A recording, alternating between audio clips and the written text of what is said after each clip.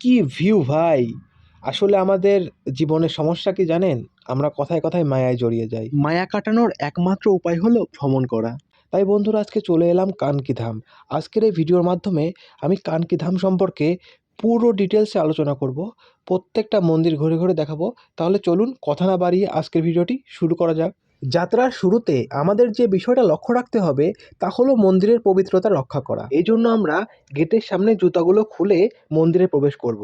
আপনারা যারা কানকে আসবেন তারা অবশ্যই মন্দিরের এই গেটের এখানে জুতোগুলো খুলে মন্দিরের পবিত্রতা রক্ষা করবেন। তো চলুন এবার ভেতরের দিকে যাওয়া যাক। প্রথমে ভেতরে ঢুকতেই চোখে পড়লো এই সুন্দর আকর্ষণীয় ময়ূরটাকে।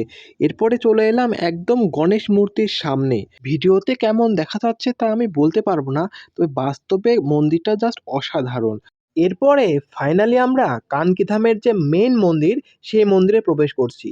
এই মন্দিরের ভিডিওগুলো আমি দেখে জাস্ট আমার কাছে একটা স্বপ্ন ছিল যে আমিও একদিন এই মন্দিরে আসবো। তা আজ বাস্তবে পূর্ণ হতেই মনটা যেন খুশিতে ভরে উঠলো। বন্ধুরা চলো মন্দিরের ভেতরের দিকে যাই। এখানে আমি একটা সাইনবোর্ডে দেখলাম মন্দিরের ভেতরে টোটালি ক্যামেরা বা ফটোগ্রাফি নিষিদ্ধ। এই জন্য তোমাদের মন্দিরের ভেতরের ফুটেজটা আমি দেখাতে পারছি না। এজন্য আমি আন্তরিকভাবে দুঃখিত।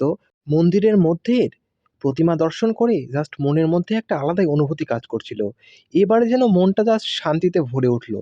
তো বন্ধুরা চলো এবার আশেপাশে মন্দিরের যে সৌন্দর্য বা মন্দিরের প্রাঙ্গণে আর কি, কি আছে তা একবার তোমাদের ঘুরিয়ে নিয়ে আসি। মন্দিরের পাশেই ছিল সুন্দর এই ফোয়ারাটা। অনেক ভিড় থাকায় কিছুক্ষণ অপেক্ষা করার পরে ফাইনালি চলে এলাম। এর পাশেই রয়েছে সুন্দর একটা বাচ্চাদের সময় কাটানোর মতো জায়গা। এখানে বাচ্চারা বিভিন্ন প্রকার রাইডগুলো এনজয় করছে এবং তার সাথে পাশেই ছিল সুন্দর একটা ক্যাফে।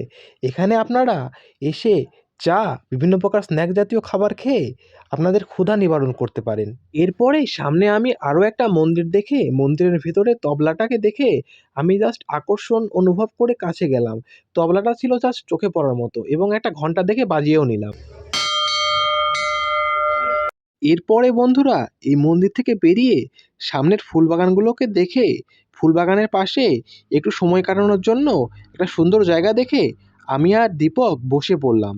বন্ধুরা সন্ধ্যার এই মুহূর্তটা জাস্ট অসাধারণ ছিল। সন্ধ্যার আগে জাস্ট ভালোই লাগে, কিন্তু আজকে কানকি মন্দিরে এসে অসাধারণ এক অনুভূতির সাক্ষী হয়ে রইলাম।